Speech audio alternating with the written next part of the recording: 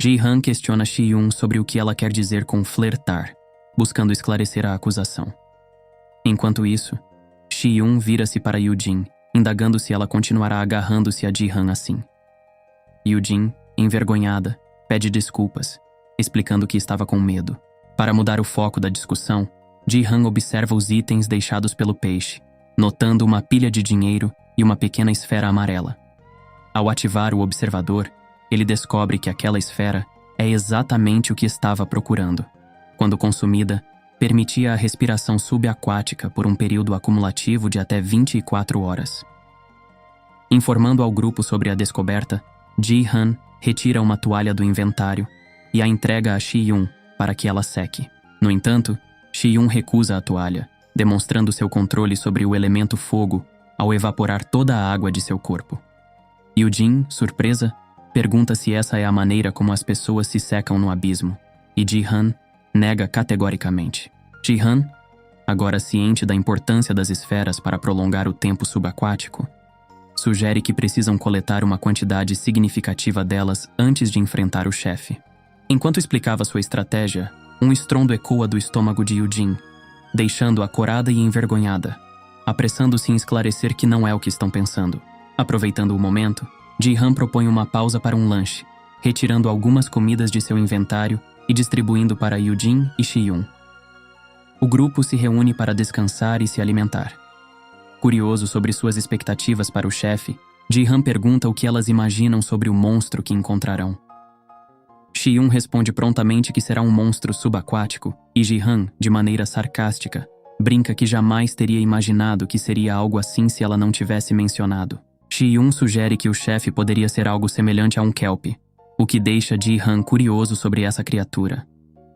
Ela explica que o kelp é uma criatura mitológica que se assemelha a um cavalo, capaz de correr tanto na água quanto sob ela. Considerado um dos monstros aquáticos mais poderosos, o kelp tem espíritos da água de classe baixa sob seu comando.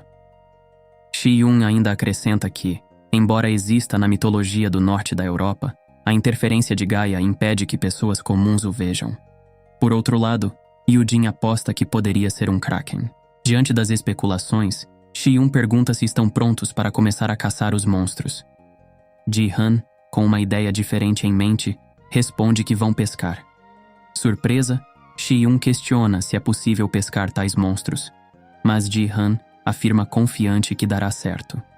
Ji-han, seguindo uma estratégia típica de jogos, ele fará o que chamam de lurar. Molda várias estacas de terra e as imbui com magia, tornando-as tão resistentes quanto aço. Ele então ativa buffs de força, como o da força do gigante e o Kishumbu, aumentando exponencialmente sua capacidade física. Com toda essa preparação, ele lança a estaca de terra fortificada com toda a sua força no lago, desencadeando uma explosão que faz a água jorrar para cima em uma grande coluna. As estacas, carregadas com excesso de mana, explodem no fundo do lago, provocando mais tumulto nas águas e fazendo com que os monstros aquáticos sejam forçados a emergir. Aproveitando o momento de confusão, Shi-yun parte para o ataque contra os monstros indefesos que estão fora da água, enquanto Yoo-jin contribui com suas flechas de mana para ajudar a derrotar as criaturas. A primeira onda de criaturas foi facilmente derrotada, e Shi-yun admite que o método utilizado por Ji-han mostrou-se eficiente. No entanto, ele ressalta que ainda não acabou e continua lançando as lanças, enquanto Shi-yun e Yoo-jin seguem com a estratégia de eliminar as criaturas quando são arremessadas para fora da água. Após algumas horas seguindo esse plano, Yoo-jin alcança o nível 38. Shi-yun atinge o nível 53, enquanto Ji-han chega ao impressionante nível 64. O tempo investido derrotando os monstros resultou em um significativo avanço nos níveis de Ji-han. Ele fica surpreso por ter alcançado tanto progresso em tão pouco tempo. Estar em grupo com Ji-han também é benéfico para Shi-yun, que se aproveita das habilidades do jogador para ganhar pontos de status com os níveis adquiridos. Sem hesitação, ela direciona todos esses pontos para aumentar sua força. Enquanto isso, Yoo-jin prioriza a inteligência, visando aumentar sua reserva de mana. Com itens suficientes para respirar debaixo d'água, Ji-han instrui o trio a consumir todas as esferas, preparando-se para a próxima etapa, a batalha subaquática em busca do chefe. Assim, o trio consome as esferas, garantindo um tempo de respiração subaquática de 10 horas para cada um. Ao mergulharem no lago, Ji-han nota que a água não toca seus rostos, como se estivessem usando capacetes invisíveis. Além disso, surpreendentemente, a comunicação era possível mesmo debaixo d'água. Impressionado com essa descoberta, Ji-han comenta sobre a capacidade de se comunicarem na água, mas Shi-yun rapidamente desvia o assunto, perguntando onde devem procurar pelo chefe. Ji-han responde que provavelmente o chefe estará o mais fundo possível na água. Continuando a nadar em direção às profundezas, Ji-han observa que o ambiente está surpreendentemente iluminado lá embaixo, considerando a profundidade em que estão. Ele conclui que essa claridade só pode ser explicada pelo fato de que todo aquele espaço segue os padrões de um jogo. Finalmente alcançando o fundo do mar, Ji-han calcula que devem estar a pelo menos 300 metros abaixo da superfície, uma profundidade impressionante. Shi-yun alerta sobre a presença de inimigos, e criaturas subaquáticas muito maiores e mais fortes começam a se aproximar. Decidida a enfrentá-los, Shi-yun se adianta, mas é interrompida por Ji-han, que retira seu cajado do inventário e se prepara para agir. Ji-han lança sua típica habilidade de flechas de mana, desferindo uma verdadeira rajada que aniquila todas as criaturas ao redor, impressionando Shi-yun com o tamanho de seu poder. O grupo continua explorando o fundo do mar, derrotando qualquer criatura que se interponha em seu caminho, e Ji-han até mesmo sobe de nível durante a jornada. Em determinado momento, Shi-yun percebe uma energia poderosa vindo de uma direção específica e especula que pode ser o boss. Ji-han nota a atenção de Yu-jin e a tranquiliza, pedindo para que ela relaxe e utilize sua magia na retaguarda. Logo em seguida, com um estrondoso rugido, o boss se revela. Uma tartaruga gigante de nível 75. Ji-han instrui Yu-jin mais uma vez para ficar atrás, e ela prontamente acata, se afastando do combate. Enquanto isso, Shi-yun, impaciente, salta em direção ao boss e desfere o primeiro golpe, um poderoso soco no rosto da tartaruga. Aproveitando esse momento, Ji-han se concentra em fortalecer-se com todos os seus buffs e conjura um golem de terra do fundo do mar. Ele ordena ao golem que ataque, desviando a atenção do boss de Shi-yun. O golem gigante desfere poderosos golpes consecutivos no duro casco da tartaruga gigante, enquanto Ji-han, com a palma aberta apontada para o boss, começa a conjurar o Rasenhameha. Uma esfera de mana gigantesca e giratória começa a se formar em suas mãos. Ji-han instrui o golem a segurar firmemente o boss, enquanto ele lança o poderoso ataque na criatura, desencadeando uma explosão impressionante. Apesar do ataque devastador, o casco resistente da tartaruga gigante absorve todo o dano, deixando-a ilesa. O golem de terra de Ji-han é destruído no processo, mas a criatura permanece incólume. Irritada, o boss ruge furiosamente, preparando seu ataque especial. Uma rajada de água. Com um poderoso rugido, ele dispara uma torrente que se assemelha a um canhão d'água em direção a Ji-han. Diante do poderoso ataque do boss, Ji-han age instantaneamente, ativando seu escudo de mana. A torrente de água é tão poderosa que quase quebra o escudo em determinados momentos, mas Ji-han reforça continuamente com mais mana, conseguindo conter o golpe com sucesso. No final, ele consegue absorver todo o dano com apenas 30% de sua reserva de mana, um custo considerado baixo para ele, especialmente considerando sua rápida taxa de regeneração. Ao ser questionado por Yu-jin se está bem, Ji-han responde com tranquilidade e pede para que ela permaneça atrás. Assumindo a linha de frente mais uma vez, Shi-yun se prepara para o ataque, desferindo um soco extremamente poderoso no casco da tartaruga gigante. Seu golpe destrutivo causa rachaduras no casco robusto do boss, criando uma brecha na sua defesa. Percebendo a oportunidade, Ji-han lança sua rajada de flechas de mana. Sem o escudo de casco para se proteger, o boss não consegue conter o ataque dessa vez e sucumbe, sendo destruído e desaparecendo em uma fumaça dissipante. A batalha chega ao fim, com o trio emergindo vitorioso. A experiência adquirida na batalha faz Ji-han subir 2 níveis de uma só vez, alcançando assim o nível 67. Enquanto o grupo procura pelos drops do boss, eles encontram o escudo da tartaruga gigante, a manopla de Poseidon e até mesmo uma espada longa feita com a língua da criatura. Ji-han comenta entusiasmado sobre a qualidade dos itens que conseguiram. Ele decide que Shi-yun ficará com a manopla por enquanto. Uma mensagem do sistema surge, informando que eles conquistaram o 7º andar e oferecendo a opção de avançar para o próximo. No entanto, a mensagem adverte que não será possível sair da dungeon até conquistarem o 10º andar. Diante da escolha, Shi-yun pergunta se devem prosseguir para o 8º andar. Com confiança, Ji-han responde que não será necessário, pois eles vão sair agora mesmo. Ele vai destruir a barreira.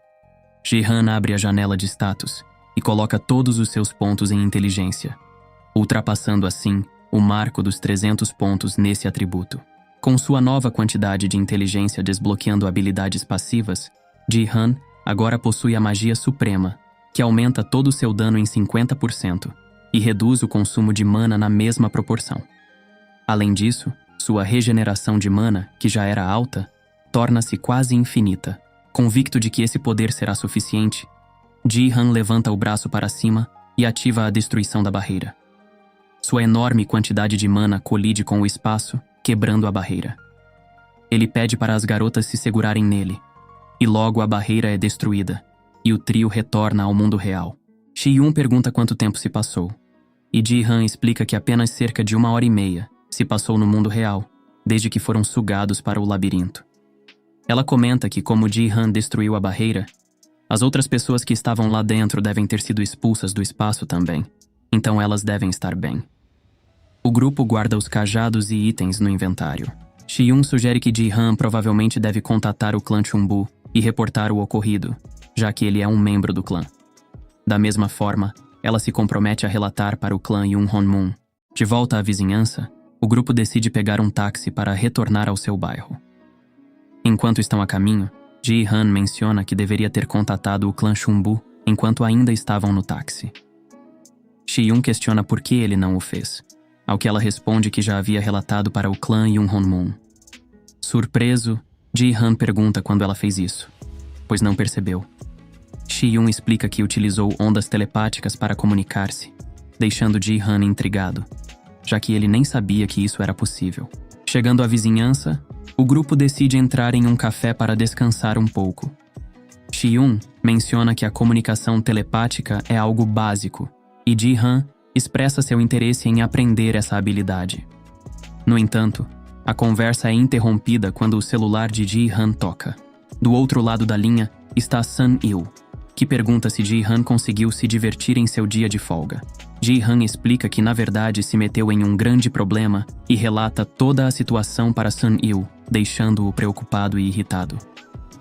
Sun-il pergunta onde eles estão agora, e Ji-han tranquiliza, dizendo que já retornaram à vizinhança e estão em um café próximo. Sun-il avisa que está a caminho do café. Ji-han concorda que aprender a usar as ondas telepáticas seria uma habilidade valiosa, e Shi-yun incentiva-o a fazê-lo, destacando sua conveniência. Ji-han então pergunta se o labirinto continuará sugando pessoas dessa forma.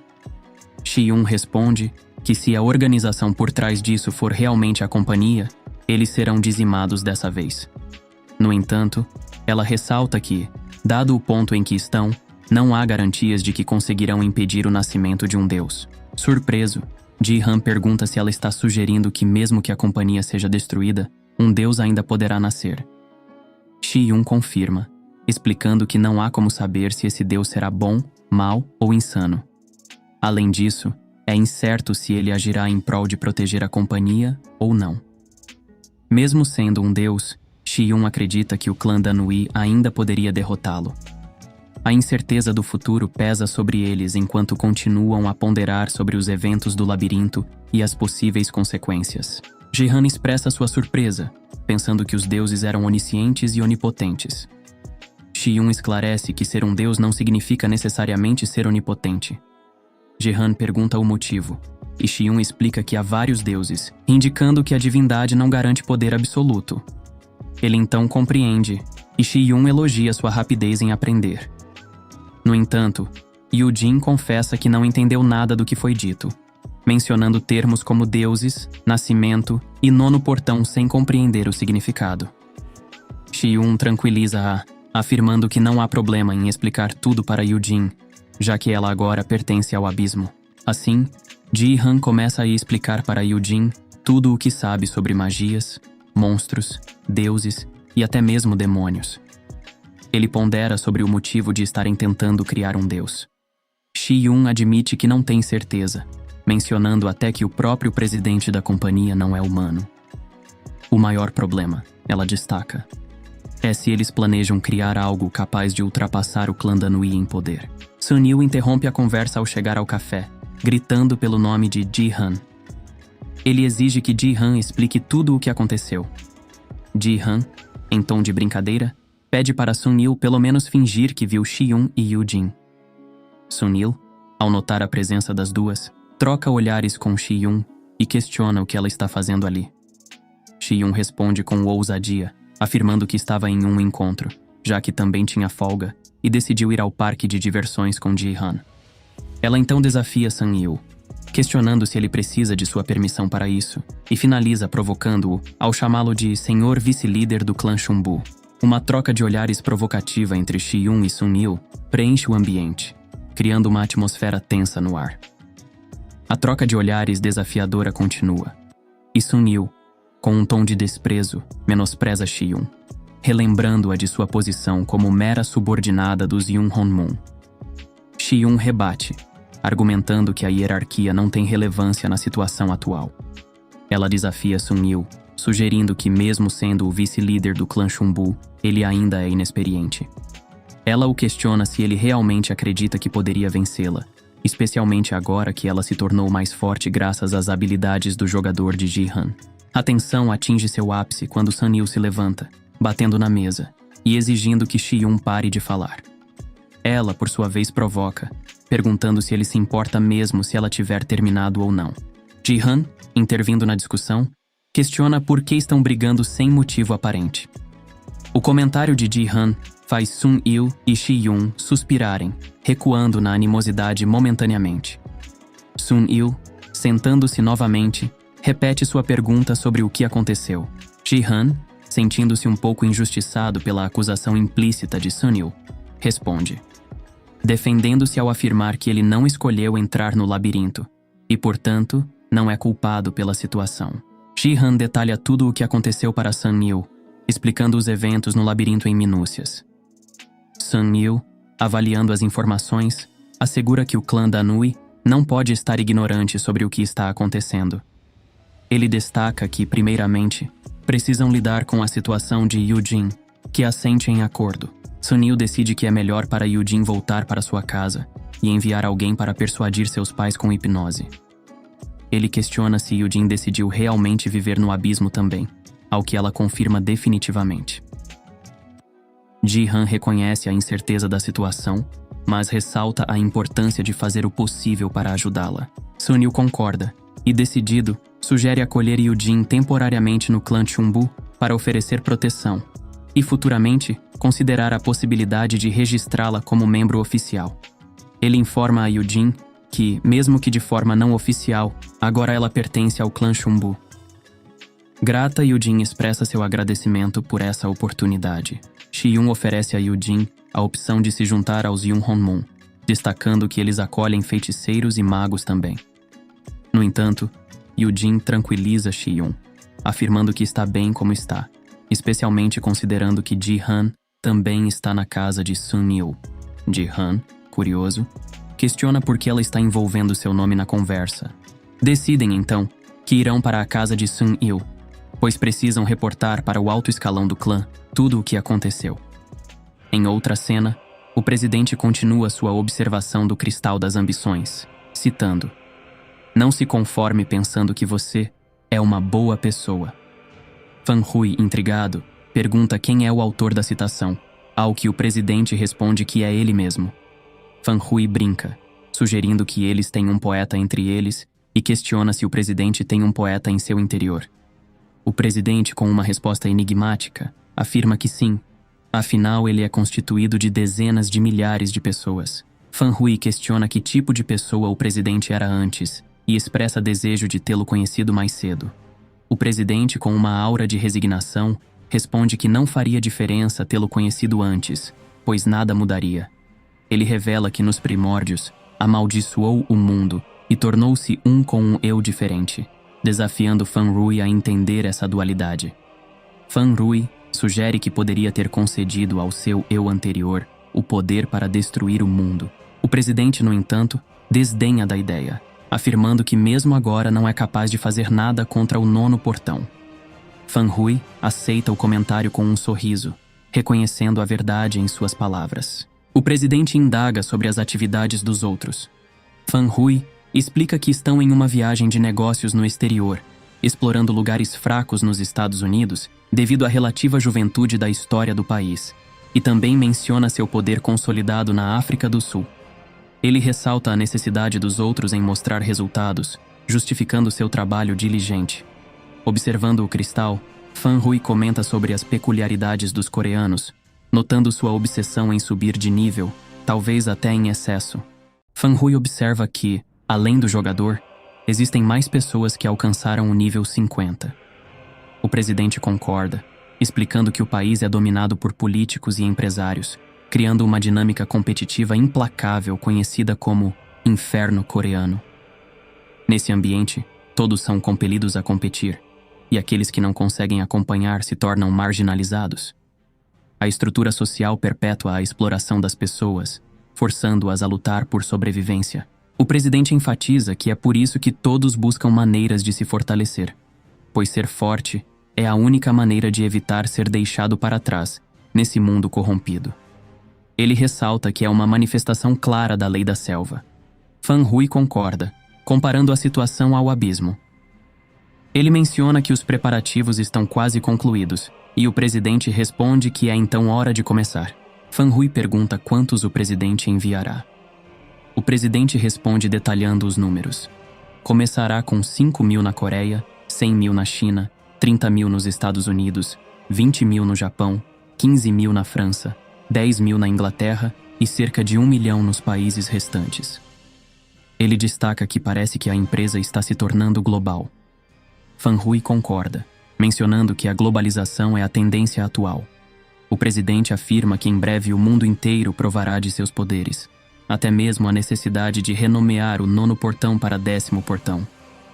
Fan Rui, caindo em gargalhadas, encoraja o presidente a continuar. O presidente então se aproxima do cristal e o toca com as mãos.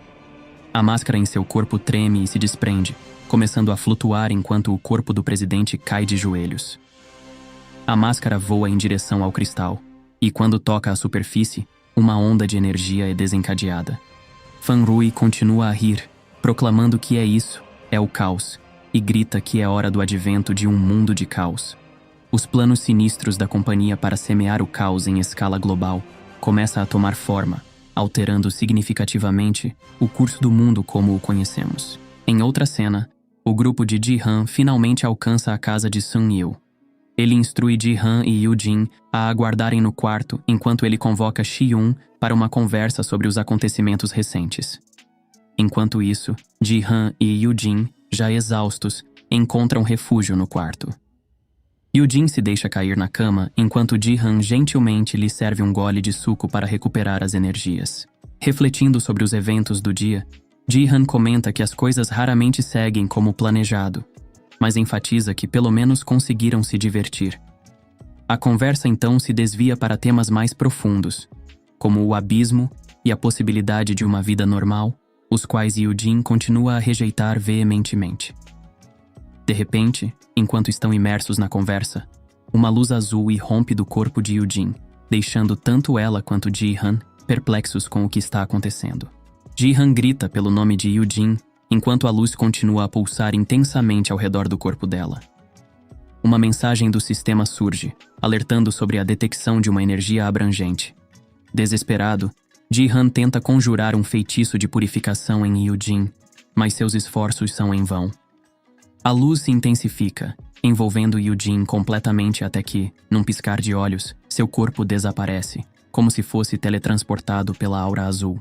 A ira toma conta de Ji-han. Seu rosto se contorce em uma expressão agressiva e furiosa. Ele soca a cama com força, frustrado com o sequestro repentino de Yujin, temendo pelo que possa acontecer com ela. Questionando se isso também seria obra da companhia, uma sensação de poder opressivo enche o ar. Como se a própria atmosfera estivesse carregada, sentindo uma pressão avassaladora, ele corre para fora do quarto e olha para o céu, que se transforma em um tom roxo, enquanto rachaduras se formam como se o próprio espaço estivesse se despedaçando. Mas em um instante, tudo volta ao normal. As rachaduras desaparecem, e o céu retoma sua serenidade anterior. Refletindo sobre o evento recente e o desaparecimento de Yujin, Ji-han é abordado por Sun-il, que corre em sua direção, clamando por explicações sobre o que está acontecendo. Sun-il revela que a principal barreira do clã Chunbu, que protege a área, foi abalada fortemente há alguns segundos. Ji-han compartilha com ele a notícia do desaparecimento de Yujin, descrevendo como uma luz misteriosa envolveu seu corpo antes de ela sumir, e fazendo uma conexão com a perturbação na barreira da guilda. Sun-il pondera se foi um teleporte espacial, mencionando que apenas o 9º portão teria tal capacidade. Mas Ji-han descarta essa possibilidade, afirmando que o 9º portão não teria conhecimento do que aconteceu. Consultando o minimapa, Ji-han confirma que estava em um grupo com Yujin, permitindo-lhe rastrear sua localização até a estação Gangnam. Determinado a resgatar a representante, Ji-han anuncia seus planos. No entanto, Sun-il o interrompe, tocando-lhe o ombro e questionando sua sanidade, alertando-o sobre o perigo de tentar enfrentar sozinho a base inimiga. Ji-han pede para ser solto, mas Sun-il o adverte, incentivando-o a pensar com cautela antes de agir. Ji-han questiona se Sun-il o deixaria sozinho em caso de sequestro. Sun-il nega, mas então indaga sobre a importância de Yujin para Ji-han, questionando sua disposição para arriscar a própria vida por ela. Ele reitera sua amizade com Ji-han, afirmando que estaria disposto a arriscar-se para salvá-lo, mas não se colocaria em perigo pela causa de Yujin. Ji-han reage, considerando a atitude de Sun-il como fria. Em resposta, Sun-il libera seu ki, envolvendo-se em uma aura de energia imponente, declarando sua determinação em impedir Ji-han de agir precipitadamente. Ji-han pede para Sun-il cessar, explicando que não planeja invadir a base inimiga de maneira impulsiva. Ele tem um plano. Sun-il, intrigado, dispersa sua energia e questiona o que Ji-han pretende fazer. Ji-han revela que muitas organizações estariam interessadas em saber a localização da companhia, e ele possui essa informação. Ele pede a Sun-il que entre em contato com o clã Danuimon, informando sobre a presença deles na estação Gangnam e o envolvimento da companhia no grande labirinto. Além disso, Ji-han planeja buscar a ajuda de Seong-gon. Ji-han pondera que não seria justo solicitar ajuda à mestra Loli, pois ela não tem envolvimento com a situação e já fez muito por ele. Decidindo apenas informá-la sobre a situação, ele se volta para Hwang Seong-gon. Considerando o débito que Seong-gon tem com ele, devido ao incidente na montanha Bukhan, Ji-han está confiante de que ele oferecerá ajuda. Além disso, Seong-gon já demonstrou sua capacidade ao derrotar metade da companhia sozinho em uma ocasião anterior. Em outra cena, em meio a uma barreira ilusória, em um espaço vazio e totalmente branco, Seong-gon está treinando Seong-a para controlar o poder das trevas. Seong-gon elogia o desempenho de Seong-a em seu treinamento, observando que ela está progredindo muito bem. Ele então discute sobre o plano negativo da dimensão sombria, conhecida por alguns como o inferno, de onde emana o poder das trevas. E explica que o mundo é dividido em 3 dimensões, a celestial, a terrestre e a inferior, esta última referente ao inferno, enquanto a celestial remete ao céu ou paraíso. Neste sistema, as coisas leves ascendem, enquanto as pesadas afundam. Assim, aquilo que é considerado maligno é pesado e fica na dimensão inferior, enquanto as coisas boas são leves e permanecem na dimensão celestial.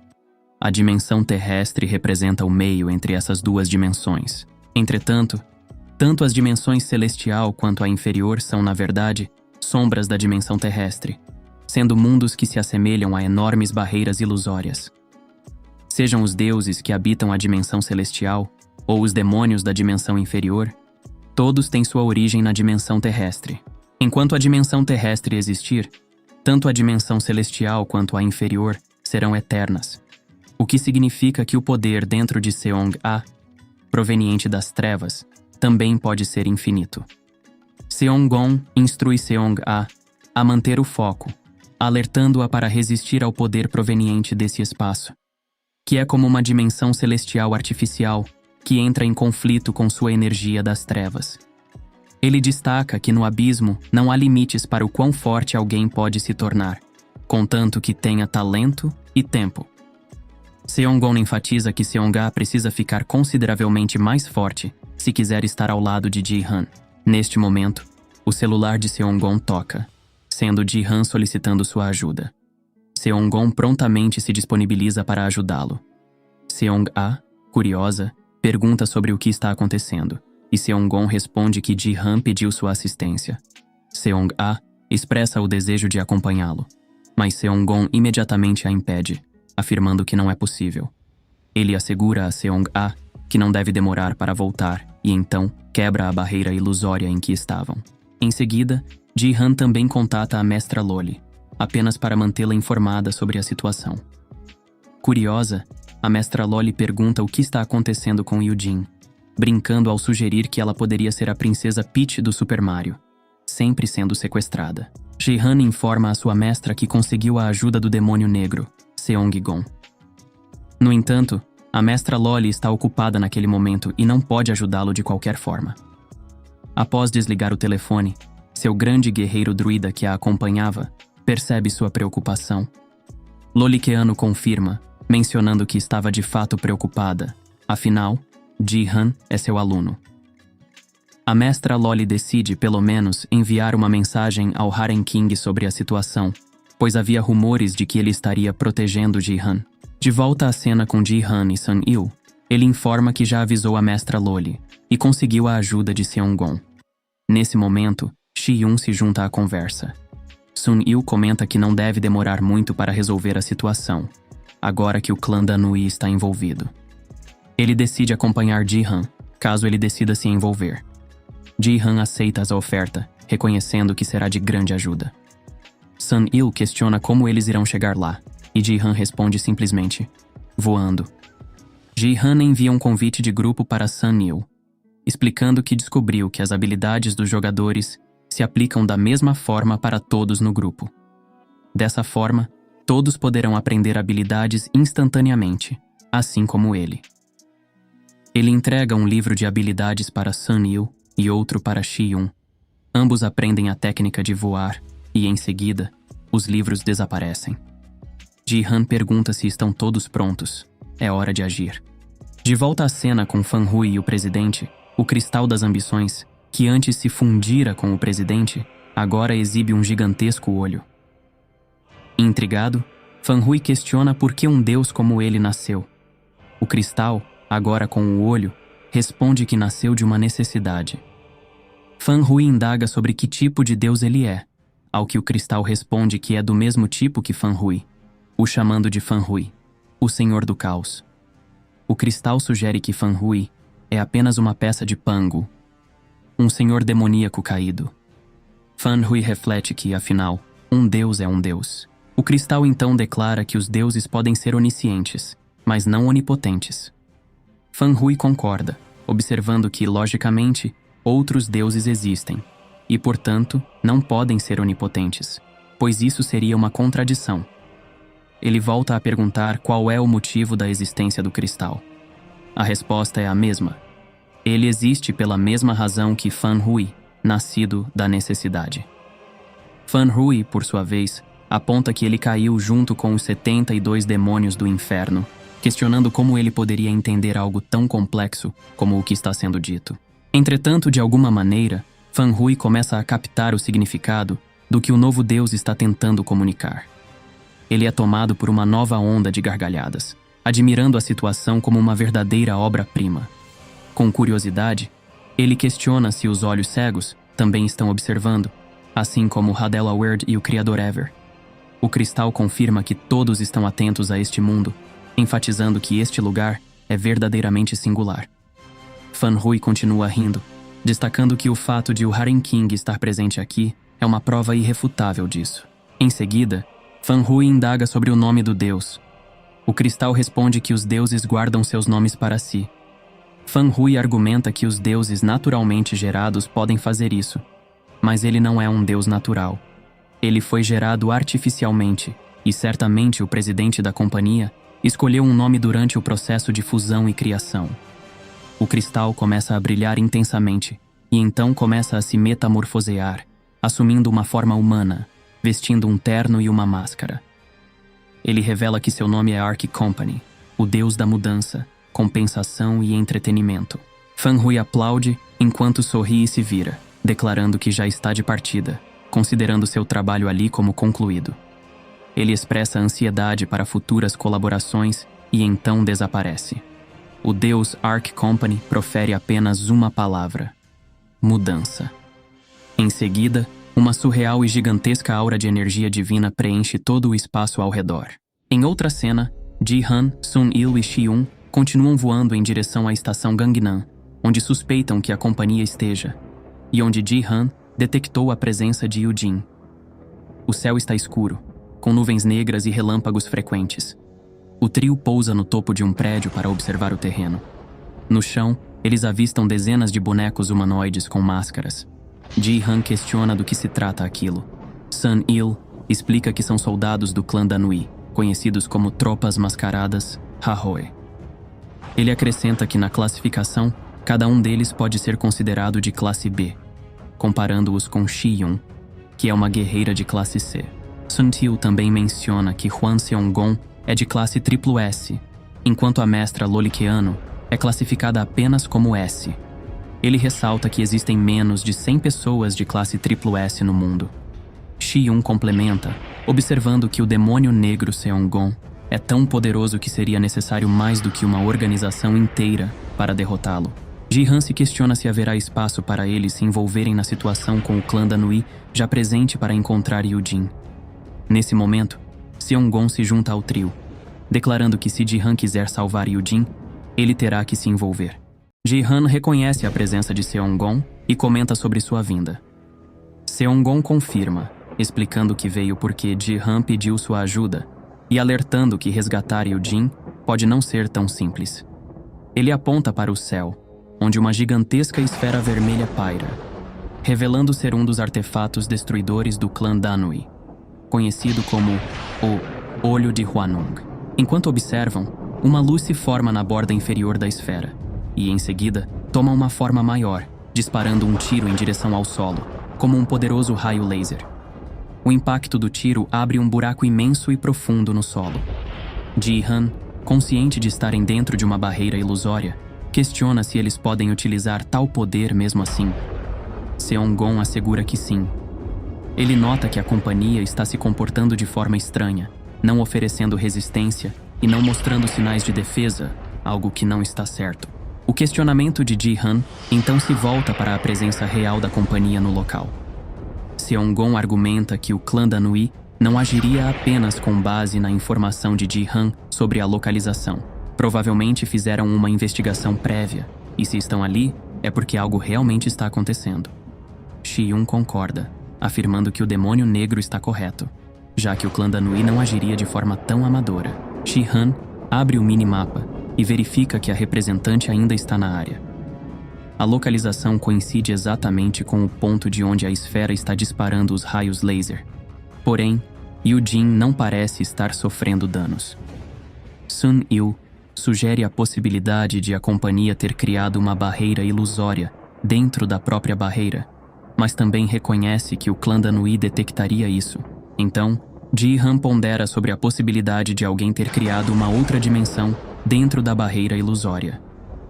Sun-il explica que, de acordo com seu conhecimento, isso é impossível, já que a barreira ilusória é um poder proveniente da própria Gaia.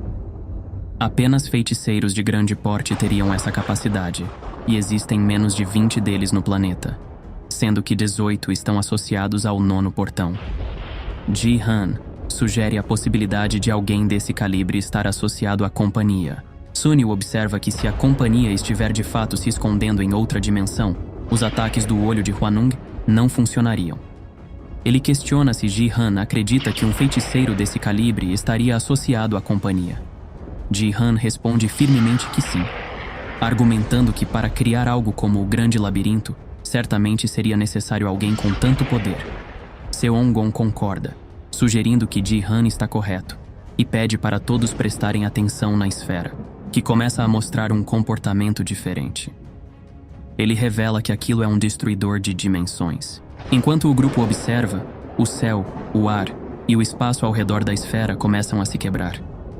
Uma mensagem do sistema alerta Ji-Han sobre uma presença ameaçadora, e Seong-gon instrui todos a se prepararem. Em resposta, Sun-il libera toda a sua energia de Ki, enquanto Shi-yun envolve-se em chamas. Ao mesmo tempo, Ji-Han libera sua mana. Logo em seguida, todo o espaço ao redor se despedaça. Ji-Han, Sun-il e Shi-yun encontram-se em um espaço completamente branco e vazio, mas Seong-gon não foi teletransportado com eles. Ao tocar o chão, Ji-Han percebe que é sólido. Sun-il tenta quebrar, mas afirma ser impossível, sugerindo que talvez seja devido à ruptura dimensional causada pelo olho de Huanung. Ji-Han conclui que parece que a companhia se moveu primeiro. Em seguida, uma mensagem aparece para todos anunciando que os jogos comecem. Ji-Han se pergunta o significado de que os jogos comecem. Pouco depois, o trio é teletransportado novamente para fora do espaço branco, encontrando-se no topo do prédio na cidade mais uma vez. No entanto, o céu não está mais escuro e as nuvens já não estão carregadas. Embora a esfera do olho de Huanung permaneça no mesmo lugar, Shi-yun comenta que o espaço anterior parecia ser como um local sagrado. Ela então explica sobre as 3 dimensões pelas quais o mundo é dividido: celestial, terrestre e inferior, comparando a celestial ao céu, a terrestre ao mundo em que estão e a inferior ao inferno. Continuando, Shi-yun explica que os espaços sagrados imitam a dimensão celestial e são repletos de poderes divinos. Ji-Han conclui que se o lugar anterior era um espaço sagrado, Sun-il completa, afirmando que isso significa que um deus nasceu. Ele então pergunta sobre Yu-jin, e Ji-Han responde que ainda a detecta no mesmo local, dentro do buraco no solo. De repente, dezenas de monstros começam a aparecer, entrando em batalha com os bonecos arruídos da Nui-Moon. Observando essa cena caótica, Ji-Han comenta que parece que realmente não será tão simples resgatar Yu-jin, e se pergunta para onde Hwan Seong-gon foi. Enquanto isso, dentro do buraco, uma bela mulher de cabelos roxos examina o interior, acompanhada por uma garota de cabelos azuis, um pouco mais jovem. A mulher de cabelos roxos observa o material da barreira e comenta que parece impossível de destruir, destacando que não importa o quão rígido seja, foi criado para ser indestrutível. A garota de cabelos azuis concorda, dizendo que parece ser uma barreira. A mulher se vira para ela, questionando sua opinião sobre a dificuldade de quebrar a barreira. A garota azul responde que está analisando a situação. A mulher de cabelos roxos comenta com a garota sobre sua falta de entusiasmo. A garota de cabelos azuis informa que concluiu sua análise e confirmou o nascimento divino, acrescentando que as leis estão sendo aplicadas com uma força divina. A mulher de cabelos roxos, meio entediada, pergunta se é só isso, comentando que parece um tanto monótono. De repente, emerge do chão um ser gigante com características humanoides, mas dotado de 6 braços e 3 cabeças, cada uma empunhando uma espada, assemelhando-se à figura de Azura. O ser avança, brandindo suas espadas em direção à mulher de cabelos roxos. Ela bloqueia o ataque com apenas um dedo, demonstrando um poder imenso. Virando-se para a garota de cabelos azuis, a mulher pergunta qual seria o próximo passo. A garota responde que a configuração espacial se assemelha a um jogo e à habilidade do jogador, indicando que o método de ataque deve seguir as regras aplicadas para destruir o núcleo. A mulher de cabelos roxos decide que simplesmente eliminar tudo o que aparecer é o caminho a seguir, e com um estalar de dedos, destrói completamente a figura que se assemelhava a Azura. Ela afirma que é só uma questão de eliminar todos esses seres insignificantes, e depois derrotar o deus também, mencionando que não é a primeira vez que matam um deus. A garota de cabelos azuis anuncia que finalizou o cálculo inverso das regras, explicando que será possível enfrentar o Deus assim que 3.201 monstros forem eliminados nesse mundo. A mulher de cabelos roxos comenta que isso facilita um pouco a situação. Enquanto isso, no topo do prédio, uma mensagem do sistema surge para o grupo de Ji-han, informando que uma quest foi iniciada e é necessário derrotar 100 inimigos ao redor. Sun-il questiona se devem considerar que essa barreira ilusória se transformou em uma dungeon estilo de jogos, assim como o Grande Labirinto. Shi-yun concorda, sugerindo que isso foi provavelmente criado pelo deus recém-nascido. Ji-han observa atentamente as criaturas no chão, ponderando se os bonecos mascarados do clã Danui também devem ser considerados inimigos a serem derrotados. Enquanto isso, Sun-il avista algo peculiar em outra direção e chama a atenção de Ji-han para que ele também observe. Ao seguir o olhar de Sun-il, Ji-han percebe, lutando contra os bonecos mascarados, o mesmo grupo que encontraram no labirinto, com a garota de cabelos verdes e o tiozinho de blusa amarela. Se você gostou do vídeo, deixe o like e se inscreva no canal para acompanhar os próximos capítulos.